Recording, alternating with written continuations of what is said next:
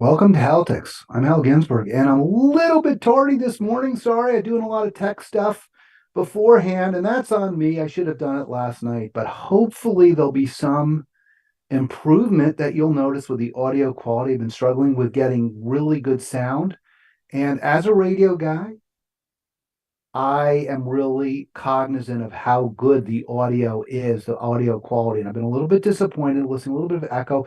Partly it's probably just these headsets as USB, but my setup isn't ideal.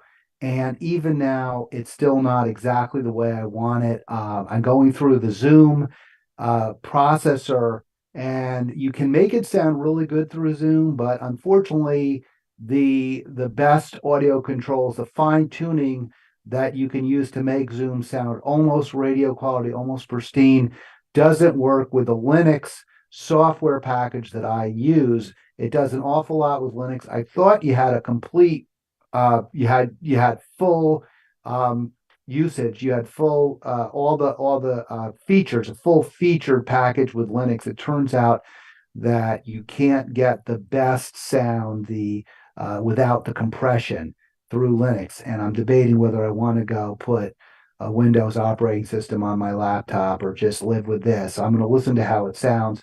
There's some other options as well, including just directly broadcasting into the stream rather than going through the the Zoom room. But that has its own set of issues. So for now, we'll continue because it is working. I can see the audio levels going. I am streaming, and we're going to have maybe a slightly abbreviated program today. I've been so happy, though, with so many folks listening now. And obviously, the numbers are very, very low compared to some of the other programs, the other YouTube streams, but they are going up. That we're definitely seeing growth.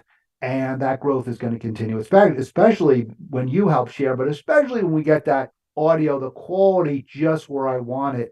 And I'm going to keep working on it. Of course, it never gets exactly where you want it, but I'm getting pretty happy anyway. So I wanted to start. I was watching Rising. That is one of the good programs. I do this obviously for my own ego, my own gratification. I have the temerity, the nerve to believe that what I have to say matters, that my voice should count, that my voice should be heard to a greater degree than it is without it being broadcast or amplified on YouTube.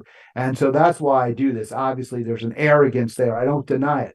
But I recognize also there's a lot of talent out there that makes points that are similar to mine. I don't think anyone makes all the points that I make, and often not in the same way that I would. So for that reason, I certainly think I add value. But I don't want anyone to think my view is that no one else matters or that no one else has a view that's worth listening to or worth hearing. We've had on some of the really great activists that I've met in my lifetime, including Medea Benjamin from Code Pink and Maury Johnson, whom we'll see later today as part of that Rocking Chair Rebellion Third Act rally against the dirty banks and against Biden's Willow Creek deal and against Joe Manchin's pipeline. So we've got a lot going on here in terms of working with activism and presenting their views. In terms of pundits on the internets and TV, there aren't many on TV. There aren't really anybody in media and newspapers that I think that have real valuable positions to offer. But there are some on YouTube, which is where I am, of course. And I thought this was a very interesting comment. This is a long video, and I only took a small portion of it. This is from the Hill Rising, I think yesterday. And they have quite a team there. Robbie Suave, that's quite a name for Suave, like Suave Bola. My personal favorite, Brianna Joy Gray. And you'll hear from Batya Ungar Sargon, or is it Sargon Ungar? Not sure, one or the other. And she's going to talk a little bit about this Hunter Biden laptop story. Now, what we know about the Biden laptop, and I'll get to this in just a moment. I'll get to Batya. So let me just go back to me for a second because I want to talk a little bit about the Biden laptop story. So there's a few things that have come out of this. One, the corporate media, the liberal, and I consider myself a liberal. I think the term has been completely tainted by well, Republicans. I mean, they have tarred and feathered real liberals by going after faux progressives and calling them liberal. So people like Paul Krugman, who's a neoliberal in terms of his economics, he's not a true progressive.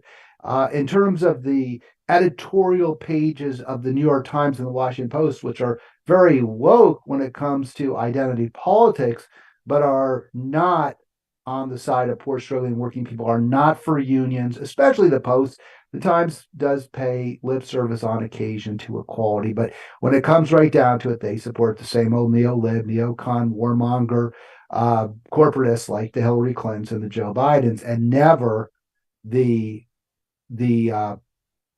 Bernie Sanders. Actually, in the 2020, to be totally fair, during the primary season, I think they endorsed, what was it? It was absurd. Was it like a three-way endorsement of Elizabeth Warren, and then Kamala Harris, and there's a Minnesotan who throws staplers at her staff. I can't remember her name now, but it was absurd. Obviously, the only good candidate was Bernie, and they threw him under the bus. So we have seen the term liberal, which I think in its best tradition means FDR. I think in its best tradition it means LBJ.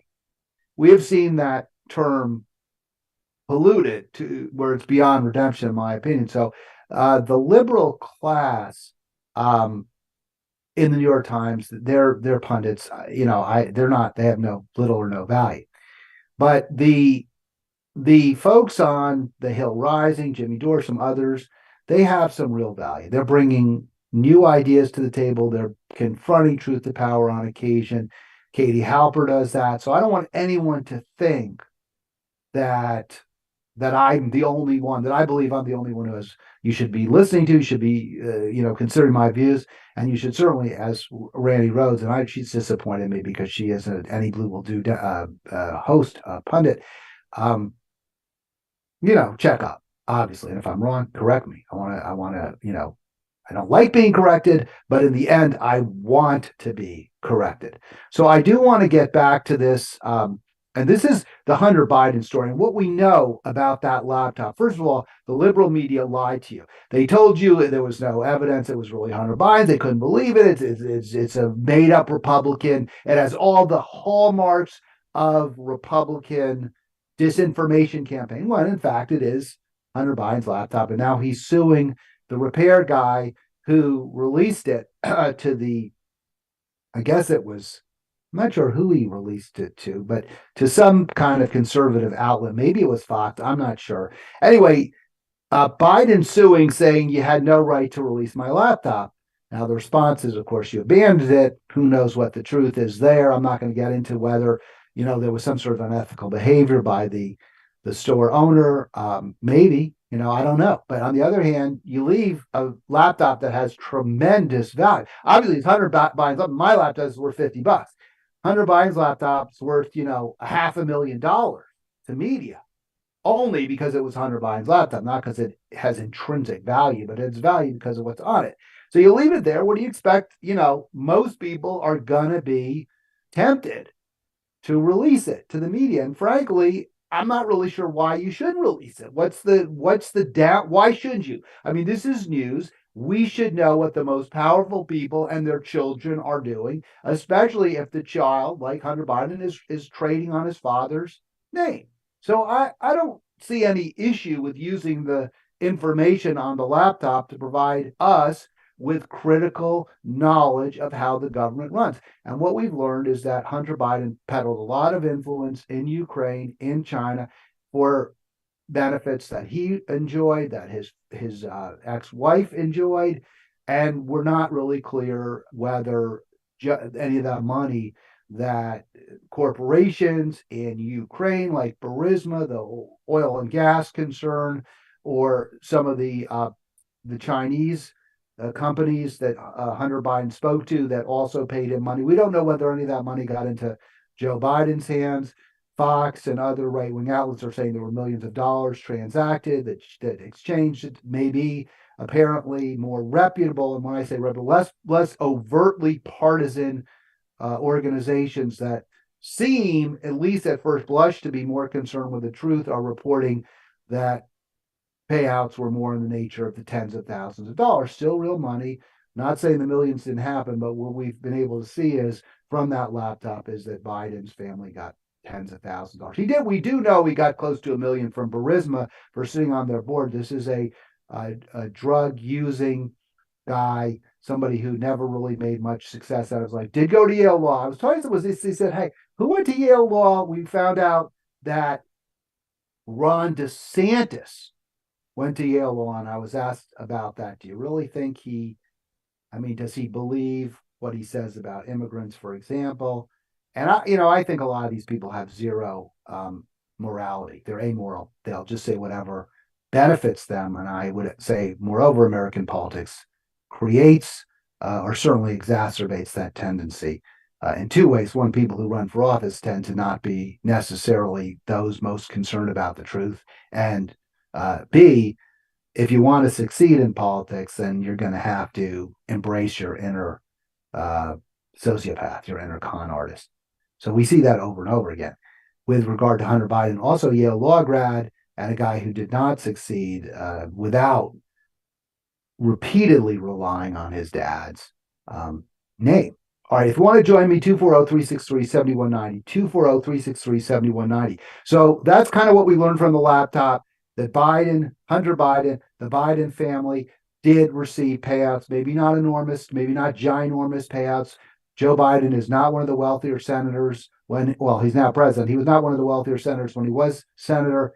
He did not enrich himself at the public trough the way so many others have done. But this is still an ugly look, and it's certainly fair game because Democrats have used Trump and his family as fodder.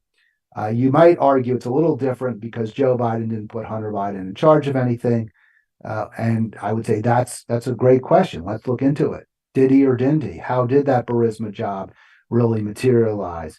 Was there some quid pro quo? Probably there would be, but there might not have been. And this is why I'm so fascinated, so interested in this clip, in what Bacha Sargon Ungar, I'm terrible with the names, Bacha Ungar Sargon has to say. So here, let's listen to this because I think she absolutely nails it. Hopefully you'll be able to listen because I was struggling. One of the reasons I was late this morning, last point, is I was struggling getting this audio to play correctly. I think it'll work. I can't point to anything that I think President Biden has done vis-a-vis China, all of which I think has been wrong, by the way, that I don't think President Obama would have done. I think he's a classic Democrat when it comes to China. The Democrats are soft on China, most importantly from a domestic economic policy point of view. And to me, this is just, they're not going to find a smoking gun tying this to Joe Biden, even though it's obviously, corruption. It's obvious they wanted access. There's not going to be a smoking gun. I can't point to anything that I think President Biden has done vis-a-vis China, all of which I think has been. All right, I'm going to stop that because she's kind of repeating herself, and I actually want to go back to it. But I thought what was so correct about what Bacha, is it Sargon Ungar or Ungar Sargon? I think what is so correct about what she had to say, we'll get to this climate crisis in a little bit. I think what she said that I so agree with is that you can't really point to anything in specific and say, okay, Joe Biden made this deal with this Chinese company, and to have more free trade with China, to greenlight a relocation of a factory from Michigan to Wuhan.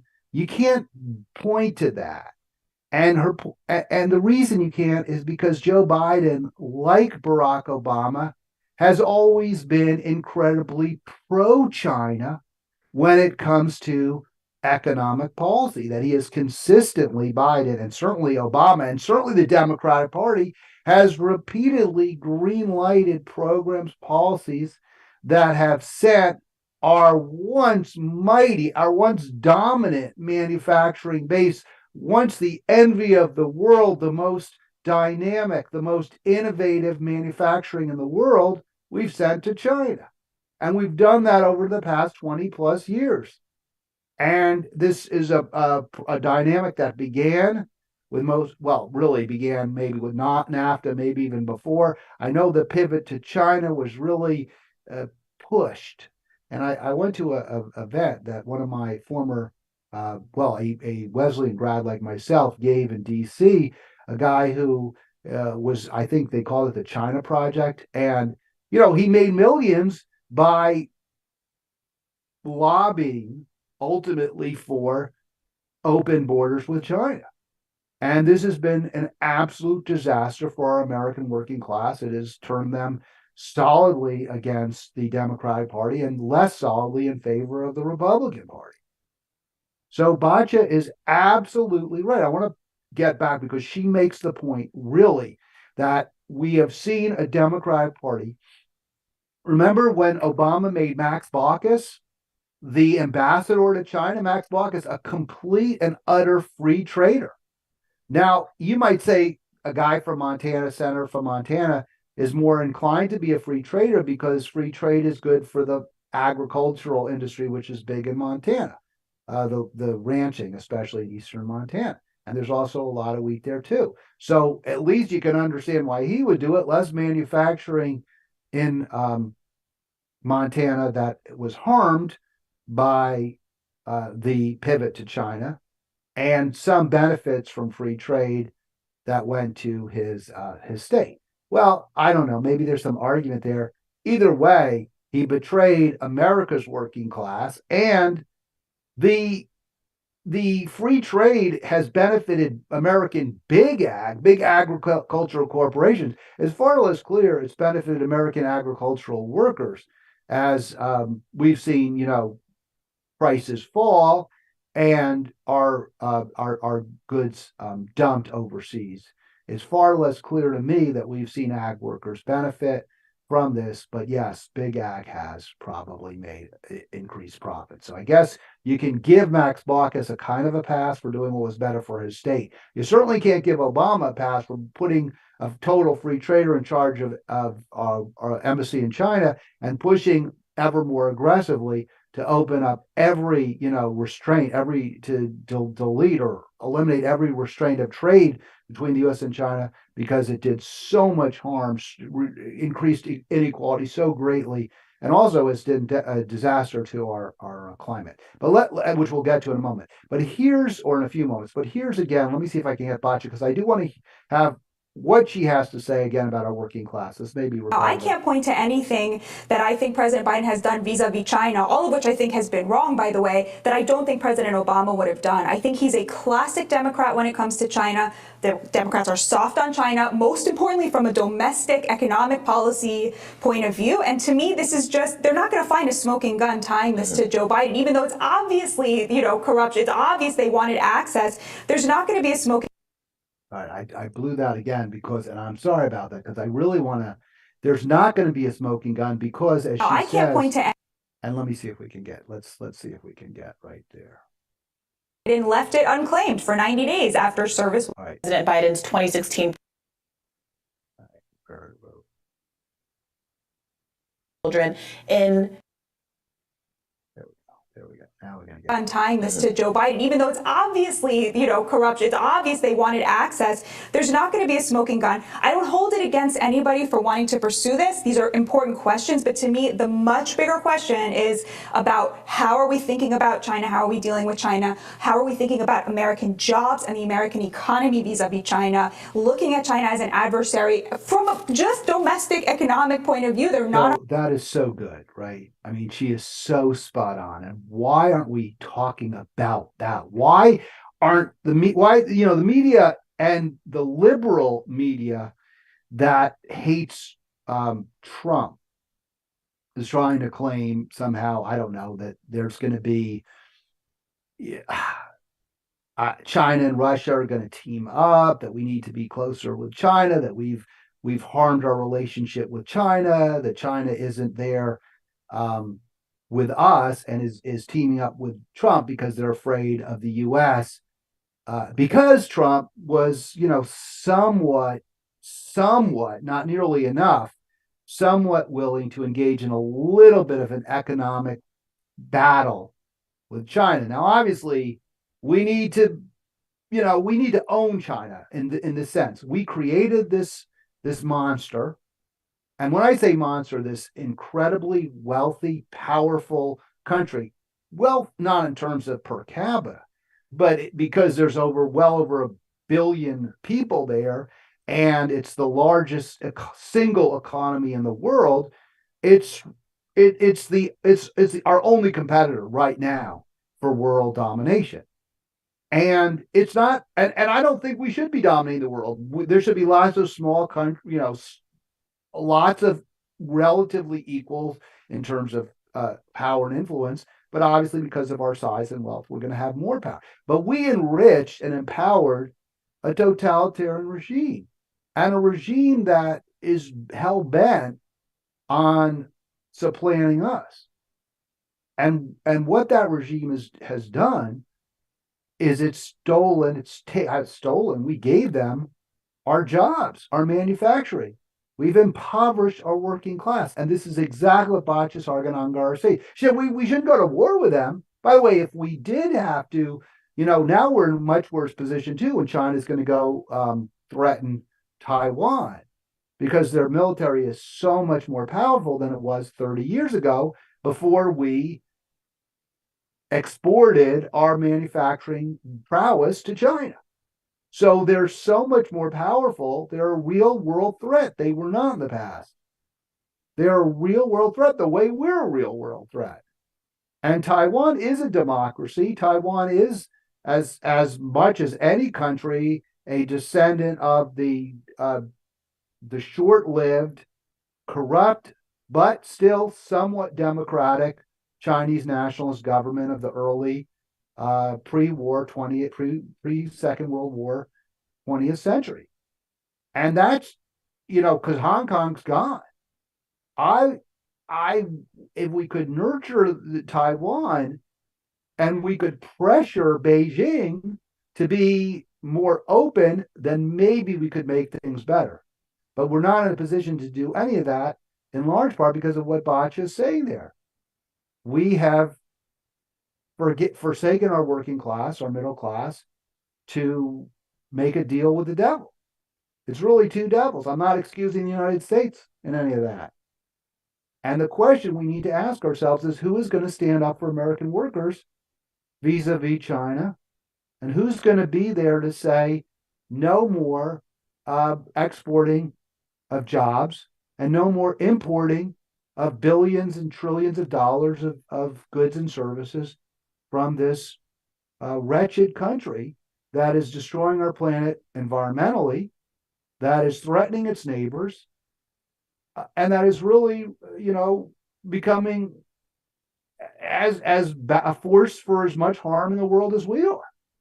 And I just don't see any value to not having that conversation.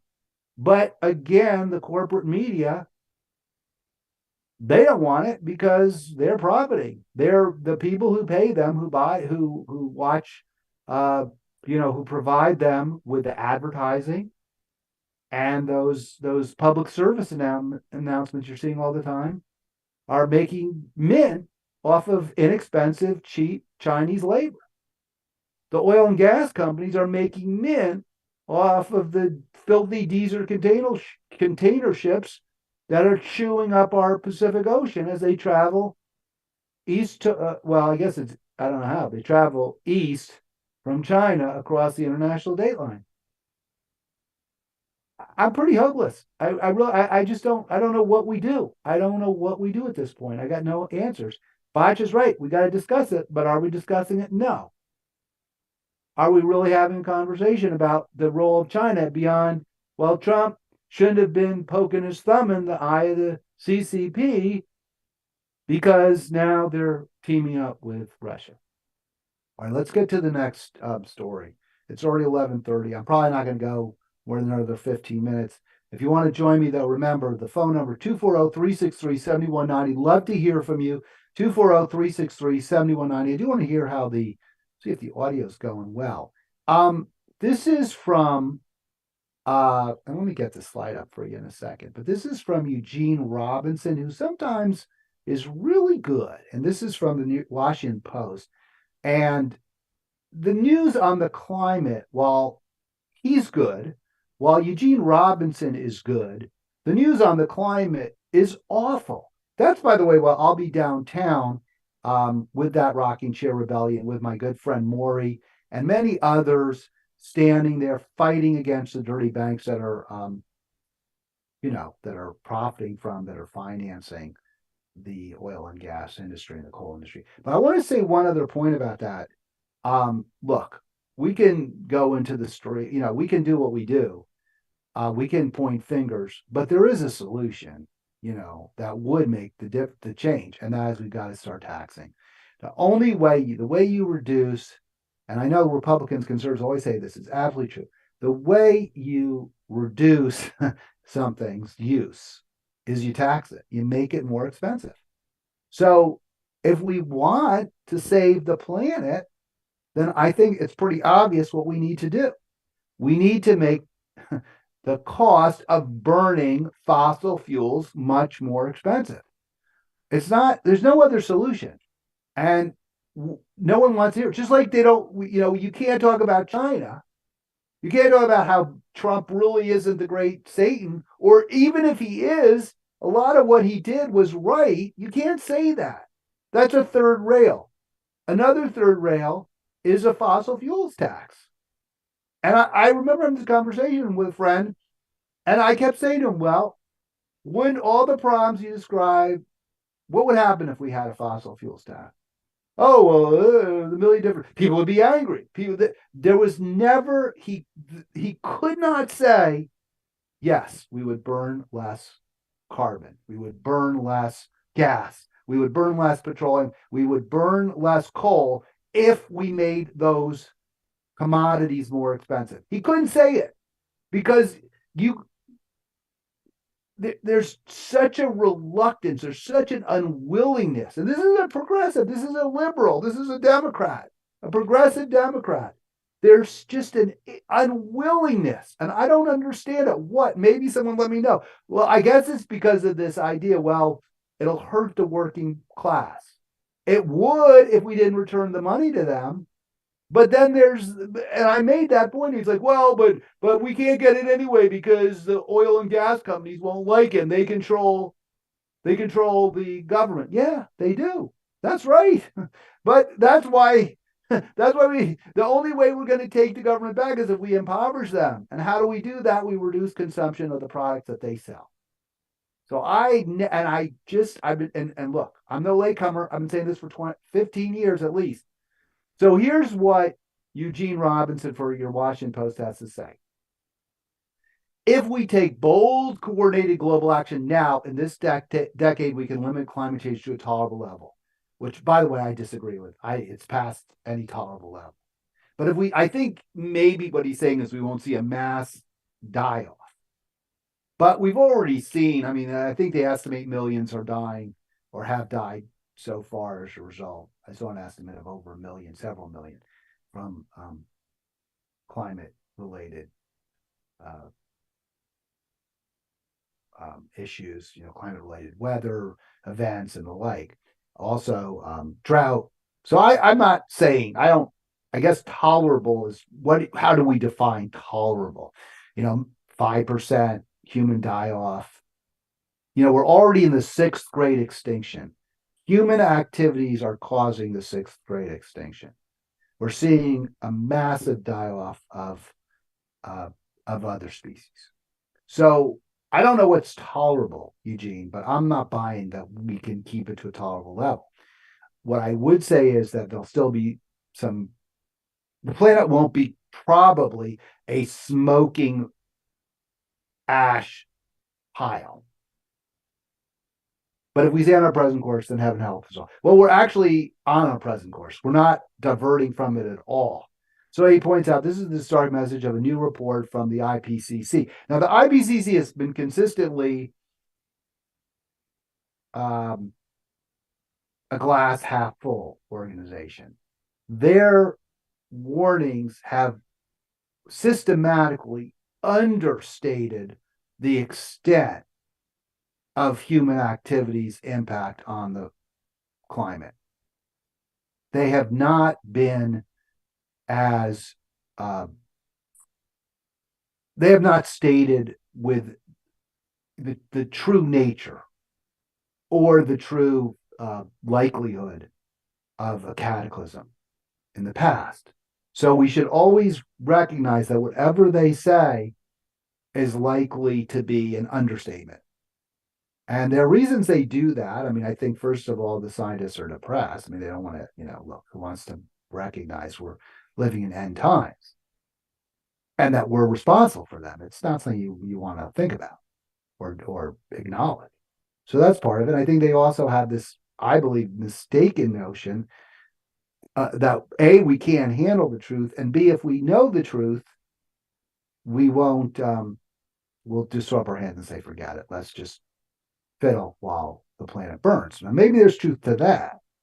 I mean, I saw, and an interesting, on that score, and I should have this slide up, but I was busy with other work this morning. The New York Times reports that yesterday that the snow is amazing. The skiing is as good as it's ever been in the United States, and this is across the continent. So from Vermont to the Sierras, the skiing is just extraordinary, even in late March, which they do attribute to climate crisis. We have had relative cold fronts, and it's a La Nina year, so there's a lot of moisture, and it's just resulted in tremendous precipitation. But in 10 years, 15 years, that precipitation is likely to be rain. People who, and a friend of mine is posting, she's going crazy with all the skiing. She's a huge skier. And I get it. I wish I could still ski. I have back and neck problems. I can't ski. I'd love to be out there skiing.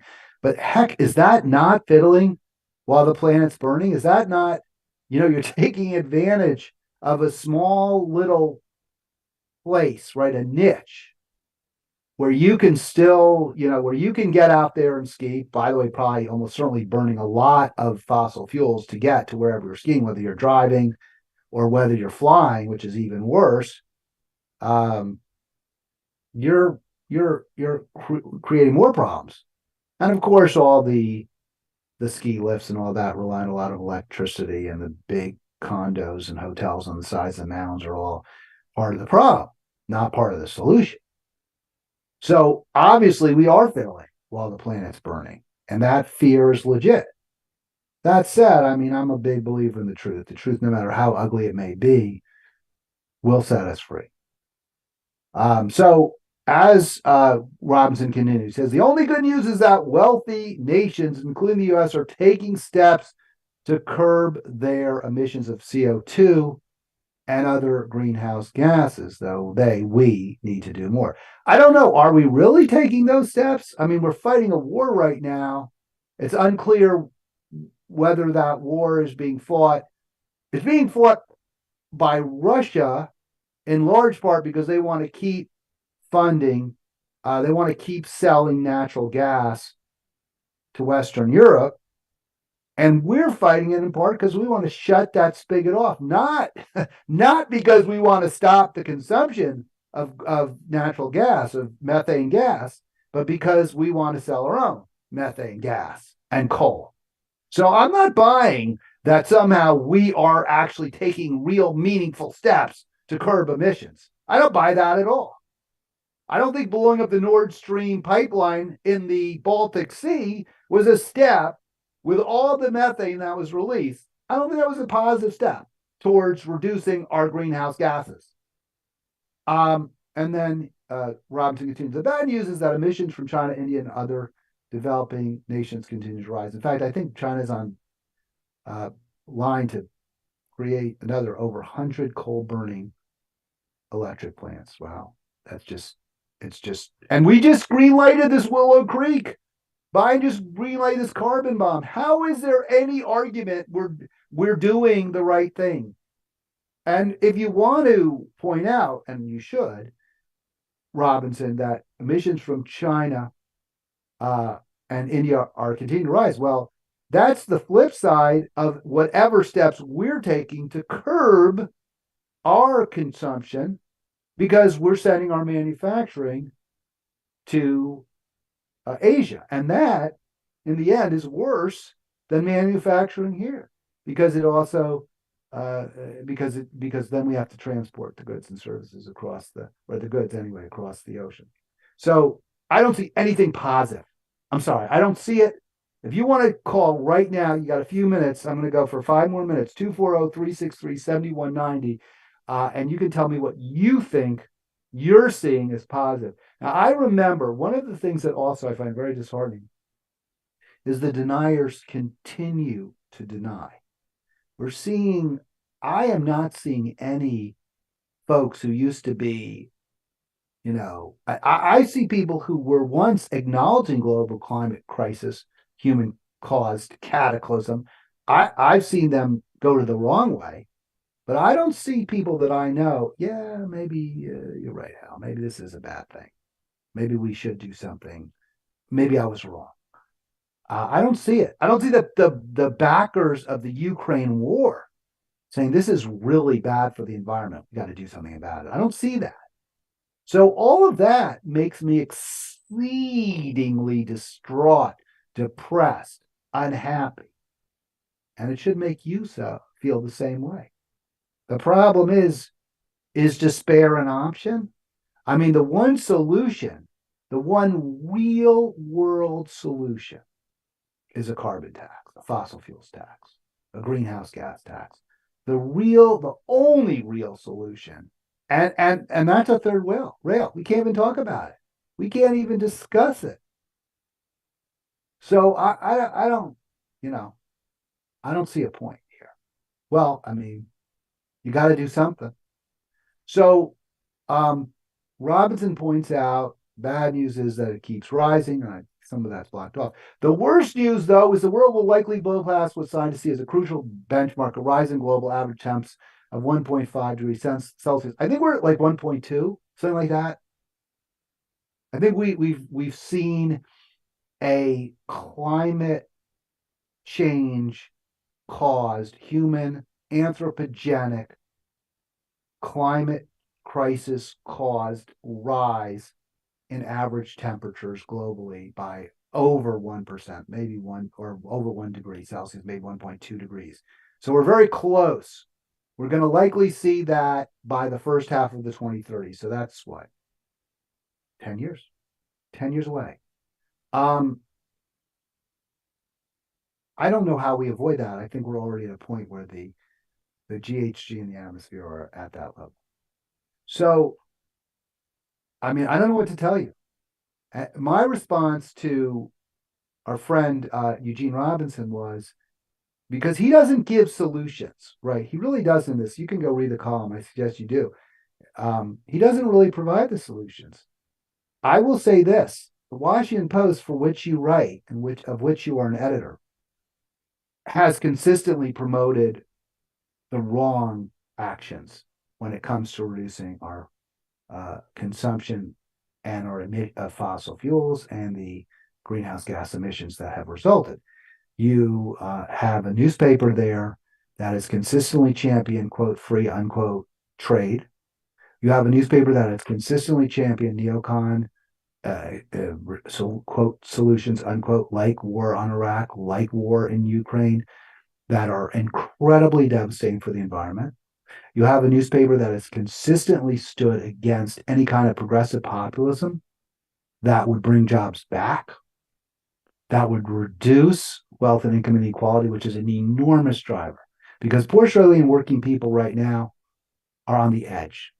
And anything like a hike in the price of the gasoline that they buy at the pump, the heating fuel that they use for their house, the electricity that they need to keep their house cool in the ever hotter summers, any rise in prices for those necessities will impoverish some of them.